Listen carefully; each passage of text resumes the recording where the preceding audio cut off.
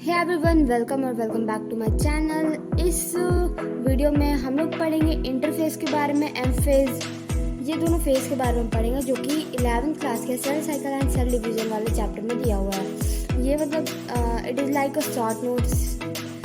सो interface के बारे में दिया हुआ है यहाँ पे कि it last for more than 95% time of cell cycle called resting phase, and is the time during which the cell is preparing for division by undergoing the both cell growth and DNA replication in orderly manner.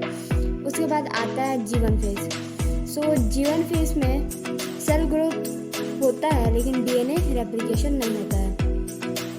Means interface का ये 3 part दिया हुआ है और एक question है उसमें G1 में सेल ग्रोथ होता है लेकिन डीएनए रेप्लिकेशन नहीं होता है। फिर आता है एस फेज।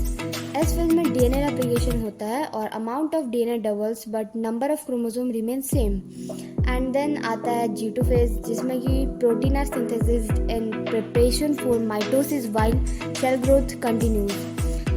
देन उसके बाद आता है G0 फेज और क्वेश्चन फेज। इसमें होता है some cells that do not divide further exit G1 phase to enter an inactive stage called G0, where the cells remain metabolically active but no longer proliferate unless called to do so.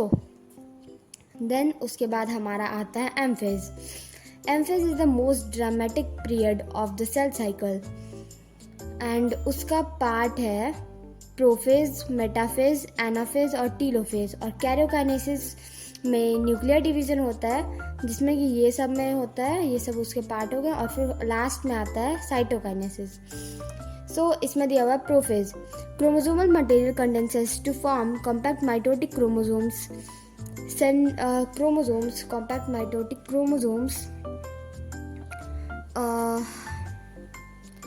Then centrosomes begins to move towards opposite pole. Centrosomes radiates out microtubule called asters and Golgi complex, endoplasmic reticulum and nucleolus, and the nuclear envelope disappears, means गायब हो जाता है। फिर इसमें दिया हुआ है metaphase.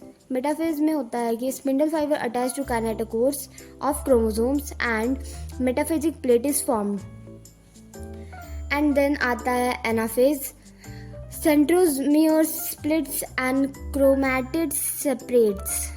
Chromatids move to opposite poles.